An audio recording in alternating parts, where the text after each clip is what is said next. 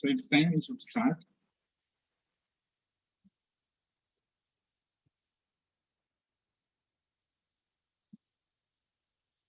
So good evening all, everyone within the Zoom as well as people, because this is being outboundly transmitted over YouTube also. So hello everyone. Let's talk something good in this pandemic time because everything has been so infuriating, so disastrous. So let's talk at least. Let's dedicate this evening to understand something called as human development, because the situation or the scenes that we see often these days, particularly in India, at least I don't feel we deserve this. We deserve a better situation. We deserve better facilities, better amenities. So in fact, we'll be talking about all this at length today. So since this session is like being streamed over YouTube also, so I would prefer those who are all inside, for example, ये Zoom के session के अंदर जो लोग हैं, I would prefer you all to, for example, be little bit interactive. अगर आप कोई questions आए, you can stop me right away. Right, I'll be pausing in between, but still it's okay if you stop me if you have any doubt within. So today's session is purely dedicated to understand. Actually, we since last 4 classes we have been talking about economic development. We first started with the very basic difference between economic growth and development. We talked about the major strategies that the humankind has been applying for achieving a meaningful economic development. What we saw over the timeline that till 1970s, economic growth and development, both of them are absolutely synonymous. There was rarely any particular difference as to strategize or to even measure economic development. But yes, during the 70s, there was an increasing, for example, voice because of certain incidences. They were not very endemic to any particular area. It was widespread. The second world that we generally say that was either a colony to certain imperialistic power, or in fact that was not at all habitated. That means I'm talking about the developing and underdeveloped countries. We got a lot many evidences, right? We got lot of evidences wherein there was rapid or even at times sustained economic growth. The growth rate were considerable. At times it was for certain countries even. If you focus on the East Asian tigers particularly, we have named them accordingly. They were registering for at least for a period of 15-20 years, they registered at times even the double-digit GDP growth. So something that we could achieve very easily, that was not that easily, but yes, we properly channelized our manufacturing activities, and this is a long story how things happened. But so far as trickle-down theory was concerned, so far as its assumptions were concerned, or as if it gave us that sort of feeling, yes, if you simply focus on something called as economic growth, if you are able, for example, if you are able to simply increase, not that easily, but yes. So if we simply increased, अगर हमने बस economic growth achieve कर लिया, for example, so that particular theory, what we name as the trickle-down theory, guaranteed us that there would be automatic transmission of benefits of the economic growth in the form of jobs, in the form of wider economic opportunities, or in fact, it guaranteed us that it will automatically widen the base for distribution or equitable distribution of economic and social benefits. But yes, a big country, for example, China, we saw some terrible outcomes there. There was sustained period of economic growth, but we could rarely see any indication, even rather, in the societal or human growth that we particularly call as your economic development. We also understood the way we changed our lookout into how do we perceive economic development. And we talked about one particular very vehement theory called as your capability model theory or social choice theory, proposed by our own economist professor, Dr. Omar Desen, wherein we could elaborately understand, yes, development is not automatic. We need to have targeted intervention if we ever wish to get the benefit of economic growth trickle down to the lower strata of the society. And particularly, we name this particular concept as the inclusive growth theory. इसके regarding बहुत सारे classes already there are in our channel. So we'll be taking whatever जो हमने last lessons में cover किए हुए हैं regarding your functionings, regarding capability, or in fact a renewed vigor about stressing economic development, or for example imbibing the particular economic development in almost all our developmental policies. We'll take up a case study today. In fact, this session would be purely dedicated to understanding how economic development is a kind of a societal struggle. In fact, a state or a nation or any particular region has to try really hard. Economic growth achieve करना at times थोड़ा बहुत easy हो भी जाता है, but achieving economic development and real sense में जो economic development हम कहते हैं, that means it will have automatically what do you say the economic aspect or financial aspect. Again, along with that, it should have the societal aspects also, because in the very recent class we talked about the three basic core values of development. That is, we should have sustenance, we should be able to meet our basic minimum needs. Second one was self-esteem, leading a life with respect and esteem. In fact, these are all societal aspects. And we also talked about the freedom from servitude. That means you can be in a position to choose, or we should have that freedom, for example, at least to do something we are capable of. I'll be sharing you with a presentation, for example. It will be a completely lucid database presentation, and we'll be traversing through what Brazil has been through over this period. We'll be starting with 1960s particularly, and along with that, we'll be going further. We'll talk about the very recent outcomes that, for example, we'll even talk about the onset of this COVID pandemic, or in fact, we can say about, we'll be touching upon, right, the presidential election of Bolsonaro. So Brazil को choose करने के पीछे there is a prime reason. Many of you might be surprised, sir, why not China, or why not India? Why in fact Brazil? So there are certain pointers actually why I have chosen Brazil. It is because Brazil is a very big country. If you map it geographically, it is the fifth biggest land size के हिसाब से this is the fifth biggest country in the world, and so far as population also, population के हिसाब से भी it houses around 26-27 crore people, and it is also the fifth biggest country so far as population is concerned. The most important point actually, why have I chosen Brazil to be our case study? In fact, it has been prescribed in that particular book also, and there are all the reasons why. Brazil got its independence, then it went to become a democratic nation, but yes, it was taken over by an autocratic military regime for a period of 21 years, from 1964 to 1985.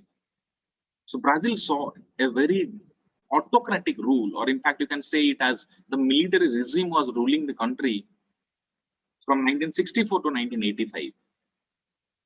Again, by mutual consent, by what you say, there are different mechanisms actually how a country transitions from military regime to democratization.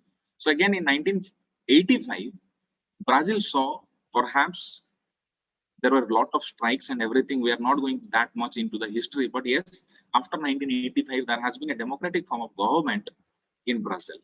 This is one aspect of choosing Brazil particularly. The other aspect is that it has all the qualities that a developing country generally manifests.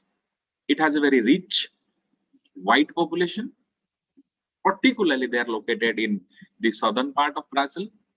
It has its aborigines, for example, we call them as mulatto, or for example, most of the population of Brazil is African aborigines, for example. Originally they were Africans, and white people, they rule the country.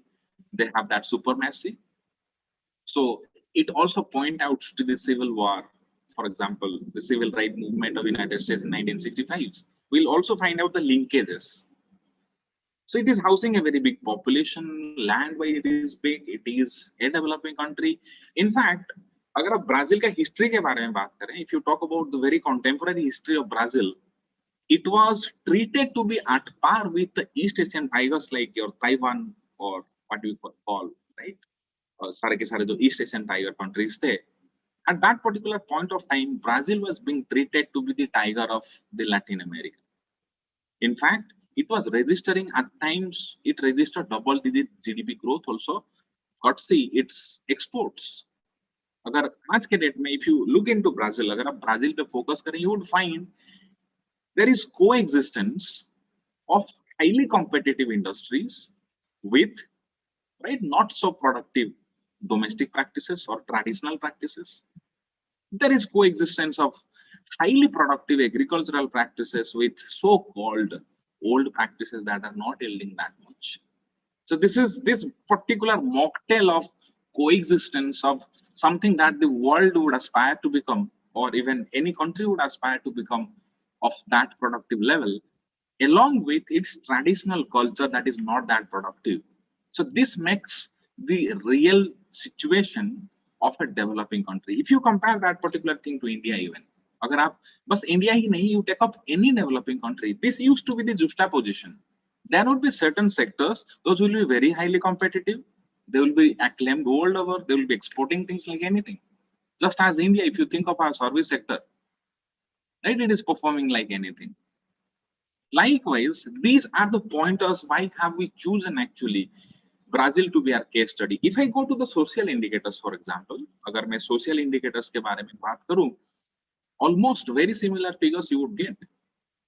So without wasting much of time, let me share with you, right, one presentation.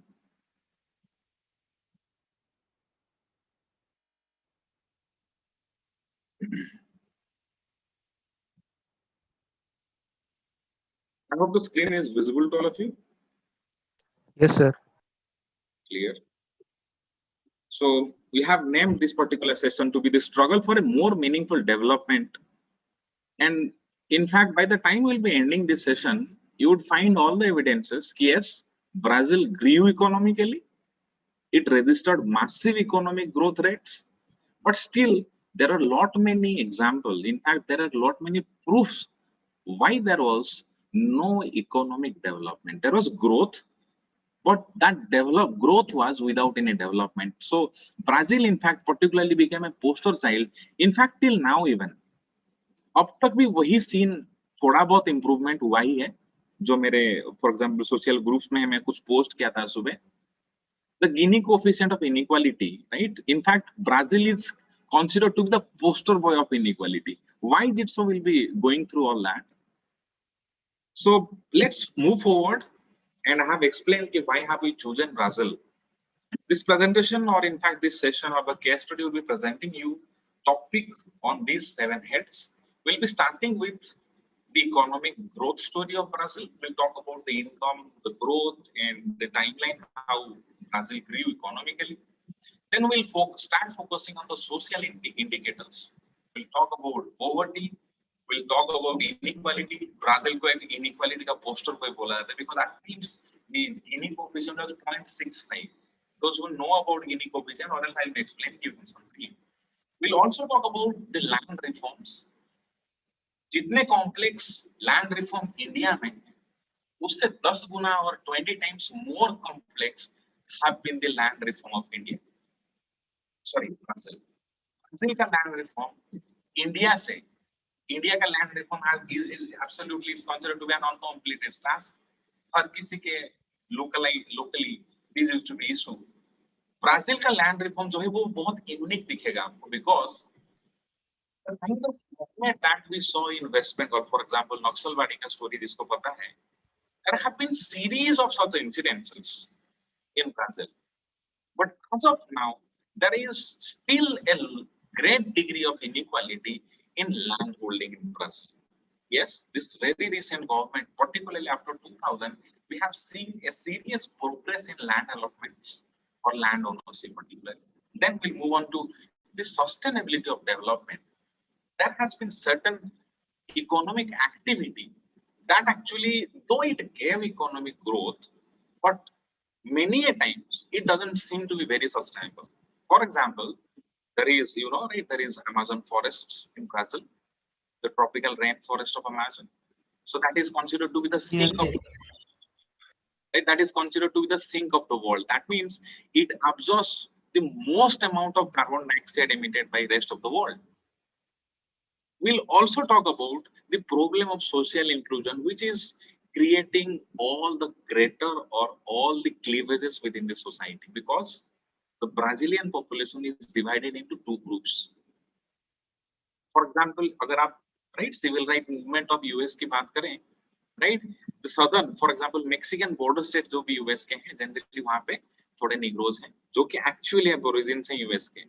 Exactly the story here lies the same.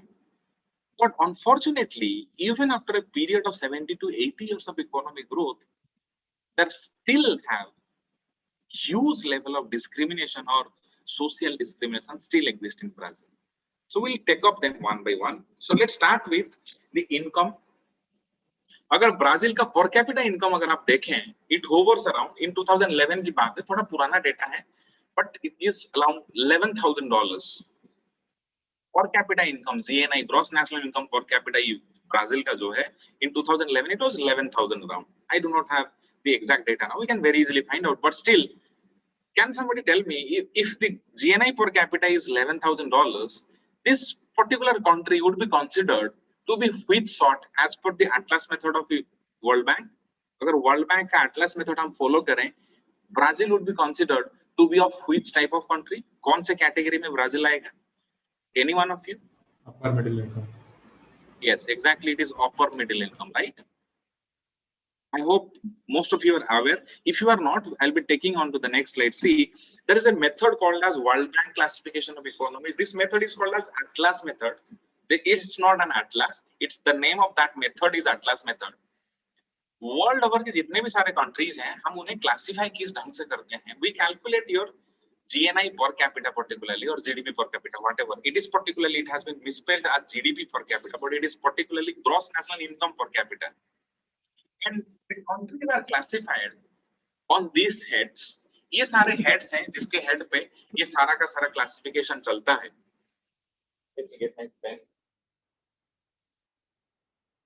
For example, any country having its GDP per capita or GNI per capita $1,035 or less, अगर इसके नीचे किसी का भी GDP per capita आए, then that country would be classified as a low income country. Clear? Any country having GNI per capita range of $1,036 to $4,085, ये दोनों के बीच का जो range है, these countries they are called as your lower middle income countries. If the GNI per capita range is from $4,086 to $12,615, they are called as upper middle income countries. And since $11,000 belongs to this particular range, then Brazil can easily be classified to be upper middle income countries. They are just below the high income countries. So any country having more than $12,616 GNI per capita, it is classified to be a high income country. So if we focus on Brazil, 2011 की भी अगर आप बात करें, the per capita income was $11,000. It was considerable. It was in fact very near to be called as a high income country. In fact, अगर आप US का per capita income के साथ आप compare करें, it was just 25% less than US. It was just a quarter below that of the United States, but a country like Haiti say it was 9 times greater. That means Brazil had a very comfortable, very considerable per capita income if we talk about 2011 even. So we can very easily assume, yes, this country has achieved certain good degree of economic growth. So as per the trickle down theory, those who have attended or those who know about this theory, trickle down theory guaranteed, yes, if you are able to achieve economic growth, so automatically there would be economic development. But when we'll talk about the social indicator, you would automatically find this theory doesn't apply here. And particularly in our thematic classes, those who have not seen these classes, it is my recommendation to watch those classes. The trickle down theory was ensuring or guaranteeing us, yes, if you have achieved economic growth, automatically there would be upliftment, or the fruits of economic growth would automatically trickle down to the entire society, and the entire country would be benefited. So we were to expect the social indicator or the human indicator of this particular country to be very performing, very good. But we'll be finding out them in the maybe or one or two slides. The next slide shows the GDP growth rate, though it has been erratic. That means if you consider the period, for example, from 1965 to 90, अगर ये period आप consider करें, the GDP growth rate, the real GDP growth rate was 1.4%. And ये जो 1980s और 90s हैं, for example, ये जो approximately 15 year का जो period है, 10-12 years का जो period है, this is called as, in Brazil history, this is called as the lost decade. Why? Because तो 1985 में ये country फिर से democratic country बन गया, लेकिन there were serious debt problem with the country. Brazil is also known for its sovereign debts.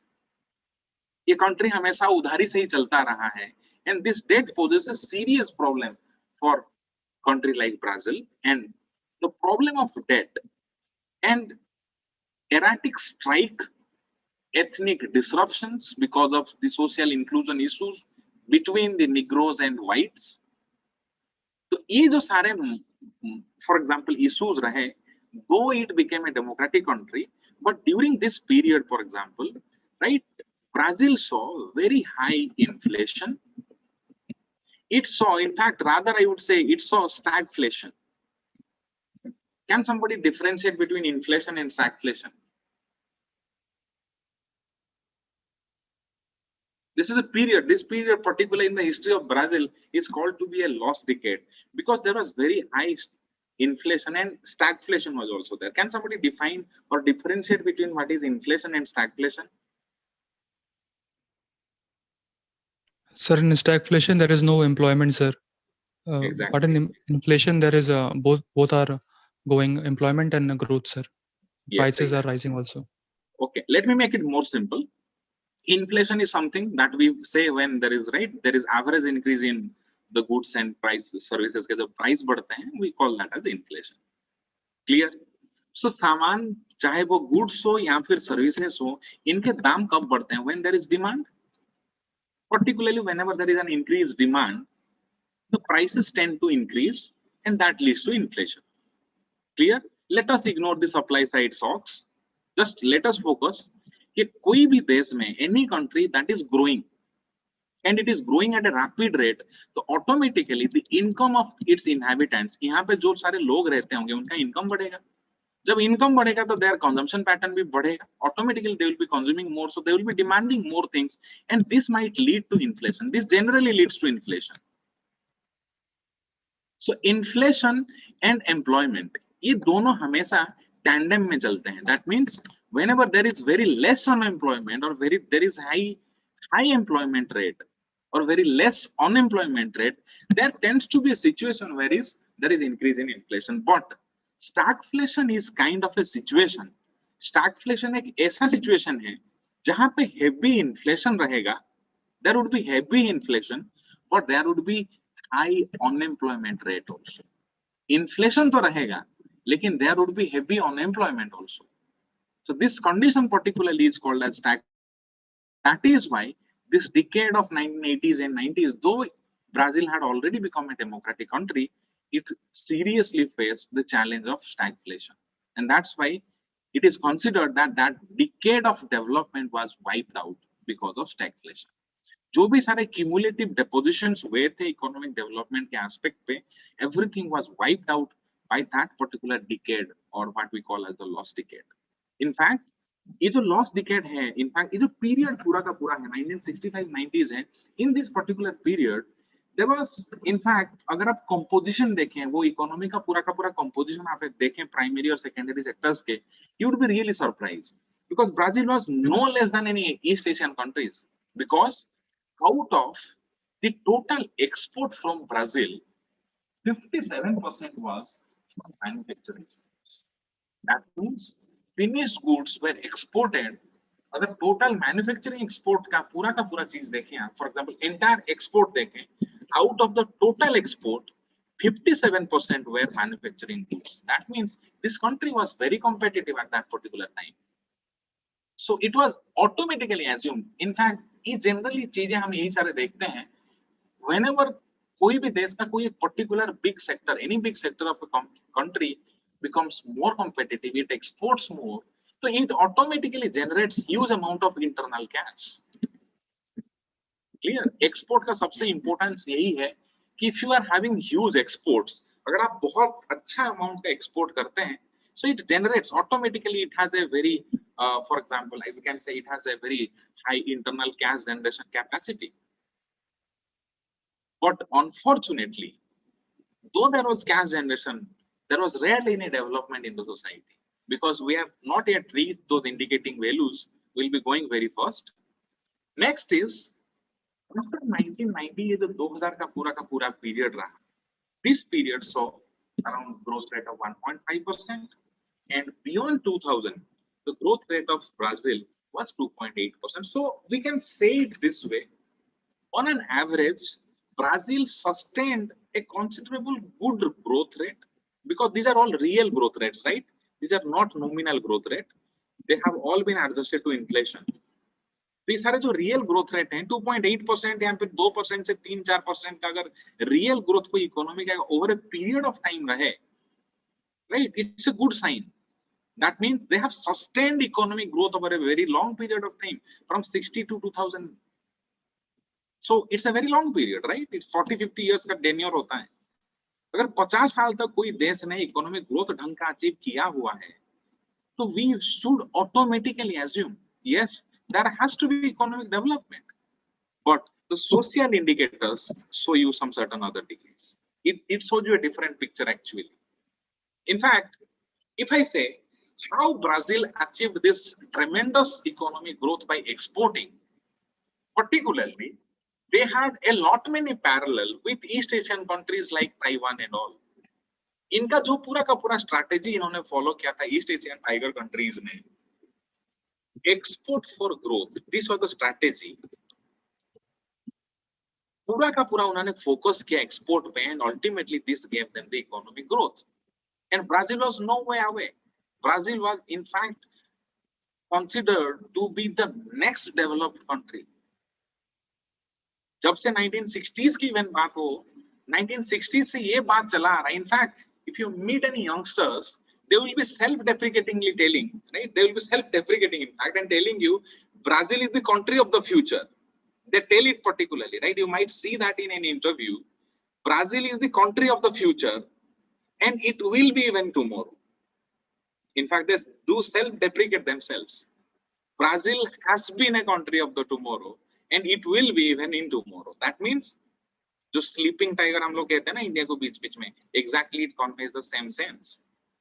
But yes, fortunately, recently they have certain trade policies, like that name of that policy is called PITC or Industrial Technological and Foreign Trade Policy. इनका जो implement हुआ है, that has been actively working to upgrade the quality and competitiveness of the Brazilian industry to change its prolonged status as an indebted country. Because Brazil का कुछ indicators हैं, कुछ characteristics इसके साथ इनग्रेन्ड हो चुके हैं. This country used to be very highly leveraged और हाईली इंडेप्टेड. सो अगर इनके एक्सपोर्ट उतने कॉम्पिटिटिव नहीं रहे, at times they might run, in fact they have run into many times crisis. The overall tax burden अगर बात करें, if you talk about the overall tax burden, it increased from 25% to 38%. अगर gross national income के बारे में बात करें, over a period from 1993 to 2004, right, 93 से 2004 को अगर बात, in fact 2012 तक का पीरियड अगर आप देखें, the income tax rate or the right overall tax burden 25% से लेके बढ़ के 38% हो चुका है. So this is a case of a country that taxes you more, it spends less on your quality, it spends less on the social infrastructure, it spends less on its physical infrastructure as well. So this is a particular case of how economic, in fact, how can you restrict the benefits of economic growth trickling down to the lowest strata of the society. So these are all the evidences. If you talk about, there are certain other figures also. Let us little bit have some certain focus on the social indicators. If you focus on the Human Development Index, as of 2007, see, in comparison to particularly other countries, कुछ ऐसे example भी हम यहाँ पे देखेंगे, for example, you would see, you will be literally surprised. As of 2007, Brazil ranked 85th. इसका rank 85th था. In the United Nations Development Program में तो human SDI index निकलता है. 8th position lower than the predicted by its income. इसका जो income level था, per capita income 11,000 था. उसके हिसाब से इसका जो rank होना चाहिए, उससे 8th position ही नीचे था. Because of its social indicators. Below such country, कुछ ऐसे countries थे जिनका नामो निशान भी economic development नहीं आता. For example, Peru, Mauritius, Azerbaijan, इनके नीचे भी ब्राजील आता था. Maintaining a per capita national income of $11,000 and coming in the Human Development Index below countries like Peru and Mauritius is literally pretty script, right? It draws a lot of attention and a lot of criticism also. So these all data actually prove, yes, trickle down theory might not work for countries जहाँ पे ढंग के institutions नहीं. Next, if you think of the Brazil's under 5 mortality, it is 16 per 1,000 live births. But 7% of all the children in under age 5, they still suffer from malnutrition in Brazil. ये आज का data भी है. Clear? 7% of children under the age of 5, they still face malnutrition in Brazil. 7 million children still work in Brazil. Child labor का भी कहानी है. So this is a perfect setup for a developing country जहाँ पे economic growth हो रहा है, but there is rarely any scene of economic development. But yes, we have certain good hope. Very recent changes जो हमने देखे over last 15-20 years, after particularly 2000, there has been a significant increase in these levels of these social indicators. Despite Brazil's literacy rate, which shows around 90%, but an independent survey says its effectiveness is below 50%. Brazil का जो literacy rate है वो 90% है, और जो effective literacy हम कहते हैं, इफेक्टिवली कोई लिटरेट अगर बने, वो ratio is around 50%. That means the educational attainment जो है, एजुकेशनल आउटकम जो है, वो बहुत खराब है वहां पे भी. More than 90% of the poorest 4/5 of the population do not attend secondary school and practically not make it to the universities. In fact, very serious issue. Clear? Let us take about certain other indicators also. Let's talk about poverty. Brazil's average per capita income. This, understand this particular example. यहाँ पे Brazil और Indonesia का comparison करेंगे. You will see, you will be literally surprised. Brazil का जो average per capita income, it grew by 220% in the high growth years. जो 1960 से 80 था, this was period of very high growth for Brazil. और इस period के दौरान, during this particular period, Brazil का एवरेज पर कैपिटा इनकम जो था, that grew by 220%. So there was, by default, a national developed region you, अगर 220% increase हुआ इसका per capita income में, many people might have migrated out of poverty. Yes or no? Most people, in fact, अगर 220% का growth हुआ है, you would find, you would by default suppose a large chunk of population that was earlier under poverty must have migrated out of poverty. But what did we find? Only 34% decline in the share of poor in the population. Is that clear? I'm giving you one more evidence. यहाँ पे मैं आपको Indonesia का example बता रहा हूँ. Very well, you can understand here why every time we need a targeted intervention. It is never guaranteed. Economic growth हमेशा guarantee आपको नहीं करता, development भी आ जाएगा. Let me give you the figures of Indonesia. From 1916 to 80, the per capita income of Indonesia grew by simply 108%. Indonesia का per capita growth जो है वो सिंपली 108 इस पीरियड के दौरान it grew only 108%, but to everybody's surprise, 42% of the population that was below poverty line, they were moved out of poverty.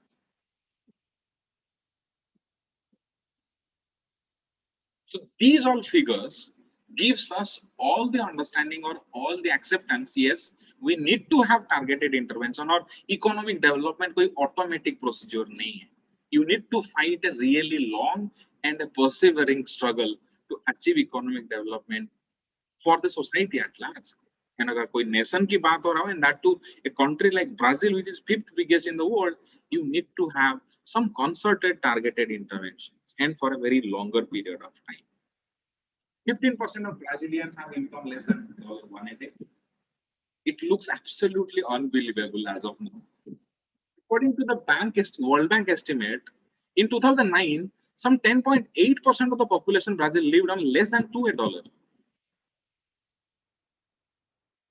That means 1/10 of the population of Brazil lived $2 a day. Think of we are hovering, right? हमारा per capita national income जो है वो less than $11,000. 6.1% actually lived in extreme poverty with income below $1.25 per day. ये जो World Bank का है, ये $1.25 जो ना poverty line का World Bank का figure है. $1.25 per day income. This is the BPL limit, right? Poverty line का limit है World Bank के standard के हिसाब से, which is worse than even some low-income countries like Sri Lanka. So this is the story of economic development. Next, I started this session with something called as Brazil was the poster child of inequality, and these figures they do define in fact. ये figures से define करते हैं. What do they say? The income inequality in Brazil reflected in the lower side of income going to the bottom 60%. See, ये तीनों का आप मिला लें, you include these three, ये आता है around 10%. And how much of population it is converting? It is covering 40% of the population. That means national income ka 10%, only 1/10 of the national income is earned by lower 40% of the population. And the top 20% hai, they earn around 60% of the national income. Can you imagine the degree of inequality? And this is particularly defined by an index called as your Gini coefficient, right? This is exactly defined. Maybe किसी ने मेरे figures देखे थे, status देखा होगा. I will be sharing some details also. That is called as your Gini coefficient. And if you think about 1960s में Brazil का Gini coefficient was around 0.65. That means 65%. What does it mean? अगर Gini coefficient 0.65 है कोई country का, ये Brazil का figure था. So what does it mean? It means the top 10% of the population is earning 65% of the national income. ये पूरा देश का जो income है उसका 65% is being earned by top 10% of the population. Is that clear to you? Yes, sir. So Brazil, in fact, has been a poster boy of inequality, just not in income, even in properties, even in assets. इसके बाद we'll talk about the land reform and why there was a need of land reform, because exactly just like income, there was even a greater degree of inequality so far as land holdings were concerned. अगर land ownership की बात करें, in fact अगर गिनी coefficient यहाँ पे निकाला जाए, I can literally guess it would be hovering around 0.85. That means 85% of Brazil's land was owned by top 10% of the population. So there was a greater degree of inequality in the land holding event. And in fact, Brazil was an agrarian country from the beginning itself. What do they export? In fact, Brazil का जो economy है, वो पूरा का पूरा export dependent है. They export manufactured goods also. They have certain really competitive industries, but they also export some agri produce, for example. They export soybean.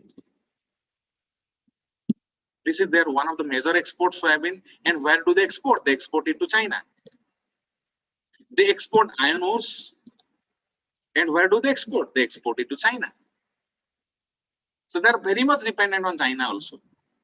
So अभी जो recently 2000 के बाद में हमने जो inflate उनका income हमने जो levels grow होते देखा, पर जिसके fruit थोड़ा बहुत inclusive growth theory follow करने के बाद society को पहुंच रहा है, that might be one reason, might be because of increase price of commodities.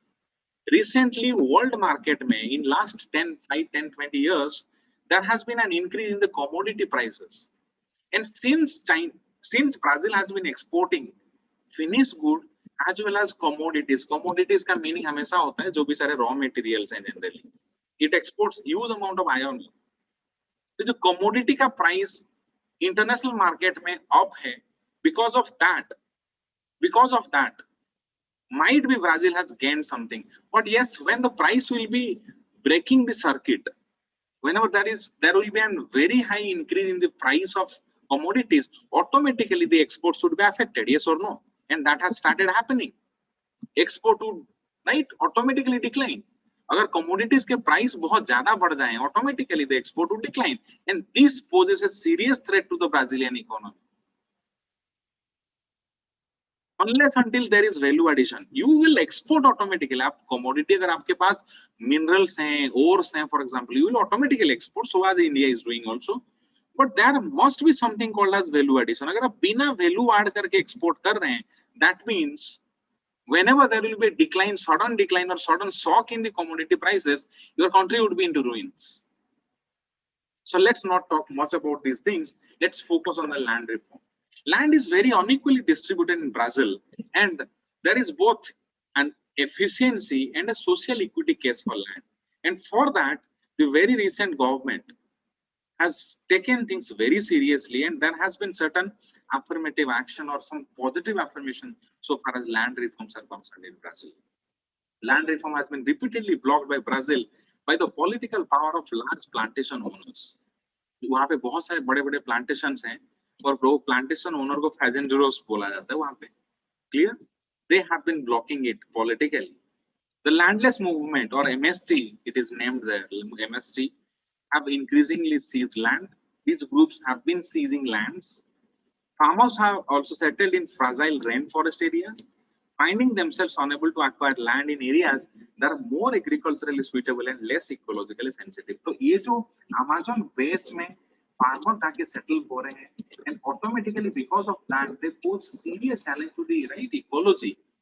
But they are forced actually because more viable agricultural land जो है, these farmers, poor farmers, are not able to acquire because they don't have land ownership there. Because in monopoly तो fazenderos के चलता है, that means plantation owners का चलता है. They have controlled the government and they have blocked almost all the land reform that was to be carried out. That's why poor farmers have preferred settling on the base of or nearby this rainforest, which are not that cultivable because they are all tropical rainforests. Rarely they are rearable, but unfortunately they can't do anything because they are poor. And hence, this particular situation gives a strong point for a very rigid and a very robust land reform that would guarantee a more equitable land holding, and hence it would reduce a certain degree of inequality in land holding. तो अगर land holding में inequality थोड़ा बहुत कम करने का कोई उपाय है, सबसे बढ़िया चीज है, that is going for a very robust and a very rigid land reform. Next, the next area is sustainability of the development. Brazil has done certain very innovative but very criticizable initiative very recently. They have allowed farmers to destroy tropical rainforest. In fact, they inhabit there. There have been certain schemes particularly जहाँ पे ore mining is being incentivized. Even mining in certain very core reserve forests, they were incentivized. So that is why it is of greatest importance that yes, economic growth तो हो रहा है, but unless until it is sustainable, we cannot achieve economic development. And for that, many of the subsidies have now been withdrawn. Yes, this government is taking steps, and that is why I'm stressing, yes, Brazil is really doing certain initiative or really doing certain intervention to actually achieve or make the development process sustainable. And at least some of the protections or extractive reserves, this is a concept they have developed called as extractive reserves, have been put in place. But in rainforest, destruction is hard to reverse. जितना destruction already हो चुका है, उसे reverse करना rainforest में बहुत difficult होता है, and the entire world will have to bear the cost. So we can also propose, see, this session is all about discussing you various aspects of economic development, and it would cater to almost all areas of that particular nation. So the task that I would love to give you is recommending things, going through the case study particularly. Once again, I'll be sharing a PDF that will be having all the details about this project of this particular country. पूरा का पूरा explanation वहाँ पे होगा आपके साथ with data points. I would suggest you to recommend steps. What could be all possible comprehensive steps to guarantee economic development out of economic growth? So products that can be harvested without serious ecological disruption include fiber, latex, resins, gums, medicines, and games. So this should be escalated. This because harvesting of these are called as non-timber forest produces, NTFU से कहा जाता है, and they pose very less ecological threat or thrust of the disruption to the forests. Brazil's rainforest, through prevention of global warming, ecological cleansing, and irreplaceable biodiversity needed for our future antibiotics and other medicines, these need to be preserved on a priority basis because they are called as Amazon forests are called the lungs of the world, right? They're called the lungs. Next important area that poses serious challenge to economic development is the problem of social inclusion. As I told initially, the Brazil's population is divided. About half the population of Brazil is African or the mulatto heritage के belong करते हैं. As a result, it is sometimes noted that Brazil is world's largest black nation after Nigeria. Population के हिसाब से अगर मुलाटा heritage के population को देखा जाए, Brazil is world's largest black nation after Nigeria so far as population is concerned. According to one estimate, the average black worker, see the level of discrimination. Understand the reason. हमने एक core value देखा, for example, the self-esteem. Development का एक core value हमने देखा, that was self-esteem. And according to one estimate, a black worker doing the same work receives only 41% of the salary of an average white worker. So there is a great degree of social discrimination for the mulatto guys. Although the Northeast has only about 30% of, see, think about the governmental representation. Governance में इन लोगों का representation भी किस ढंग का आप देखेंगे. Although the Northeast has about 30% of Brazil's population, ये scarcely populated a northeastern Brazil, an estimated 62% of the country's extreme poor live in this particular region. So there has been endemic poverty in the Northeast region. And you would be really surprised when you check for the percentage composition of those poor. Brazil may need a stronger movement compared to US civil rights struggle of the 1960s, but in the absence of overt Jim Crow laws, these are the laws that were enforced in US for social segregation of Black Americans. There were stringent laws that in fact segregated the Black American in almost all public spheres, even in trains, even in public toilets, spaces, hotels, everywhere they were segregated. It is sometimes really, it makes a great sense or a great case for certain appropriate affirmative action. How many of you understand what is called as affirmative action? Indian situation में there is a name to it. Can somebody tell me? अगर आप Indian society के बारे में बात करें, हमारे constitution के बारे में बात करें, can you tell me certain instrument of affirmative action that we pursue in India? Any one of you? That's called reservation, right? Reservation is Yes, one sir. affirmative action. So yes, Reservation on the basis of caste systems. yes, bilkul. On the basis of caste, that's an affirmative action. And why has it been pursued? because, right, SC and STs have been perennially, ages and generation over, they have been looted and they have been discriminated. So we are creating a leveling field, though it's a very contextual topic to be debated on, but we are not going to debate anyway. But yes, the situation that is prevailing in Brazil makes a strong sense for any form of affirmative action. It might be in the form of a reservation or could be some even better than that. So although there is racial discrimination is a crime, interesting see how this system of governance has been gamed in Brazil by the rich kids or the rich white categories. Although racial discrimination is a crime in Brazil, but आज तक Brazil में किसी को भी jail नहीं हुआ because of social discrimination or racial discrimination. Can you imagine the degree of law enforcement?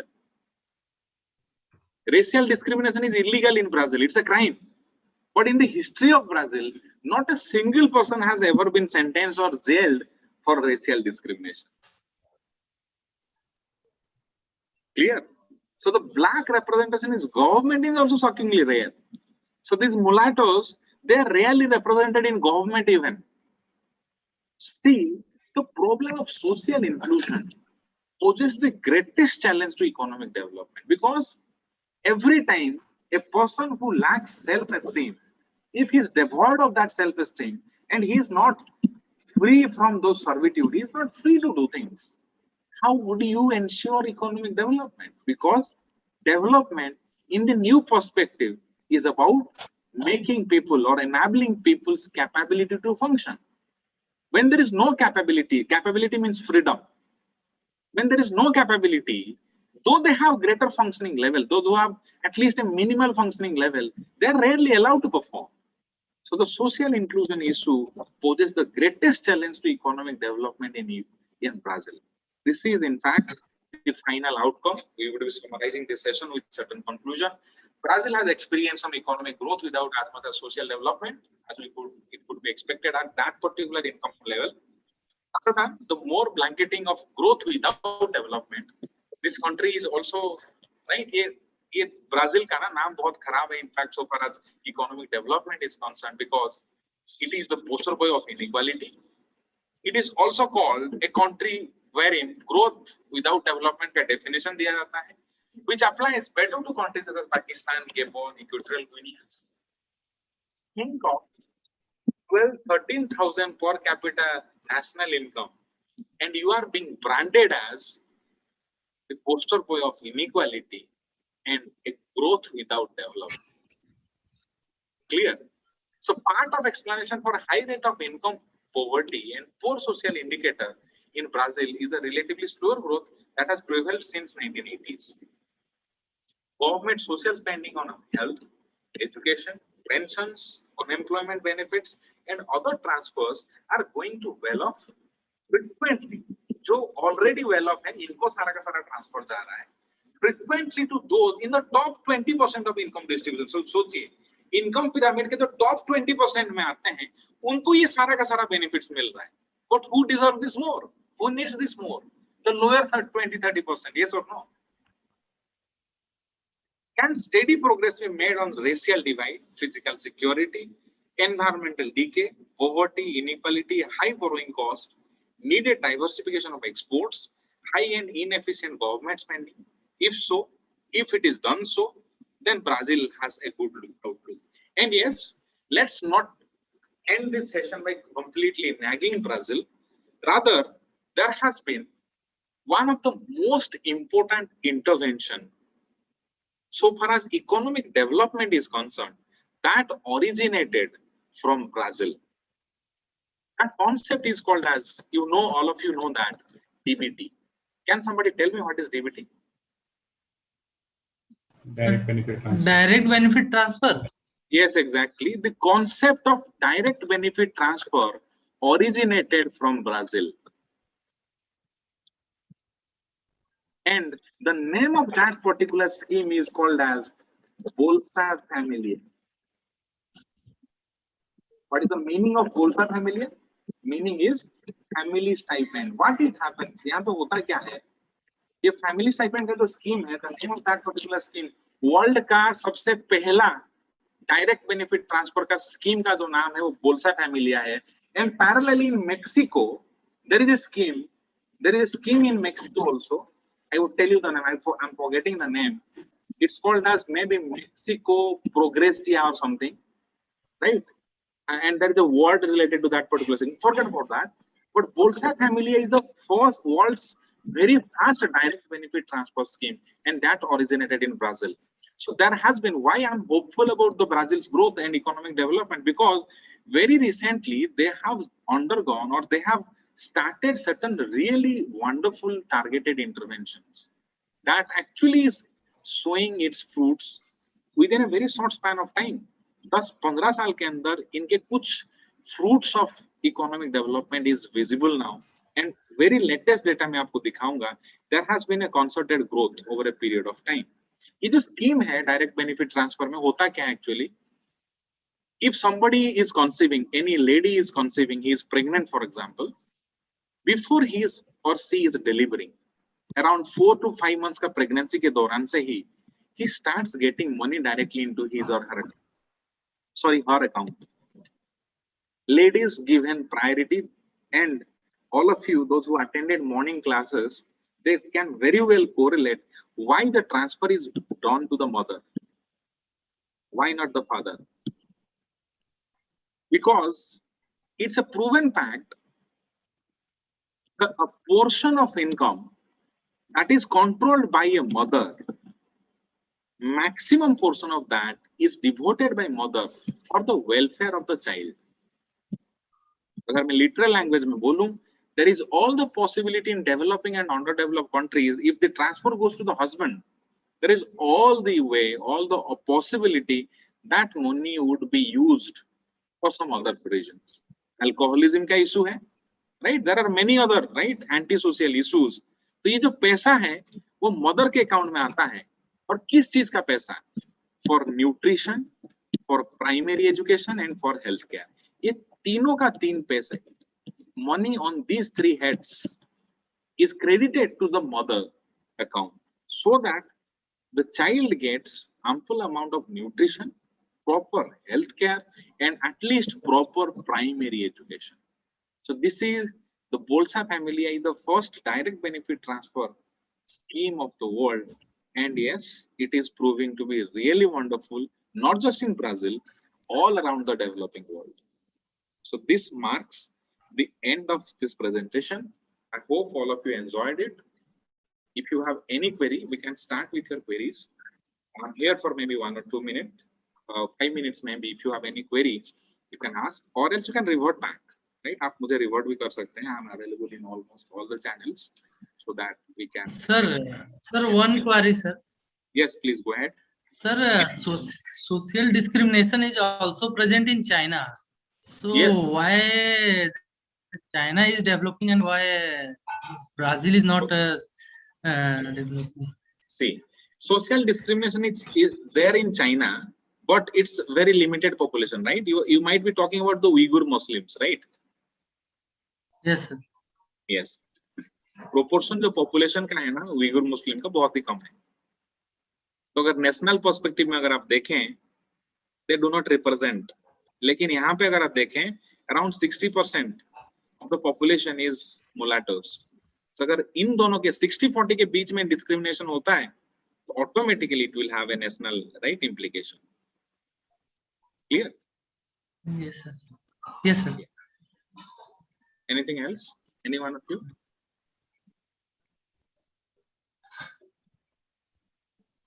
Okay, चलिए.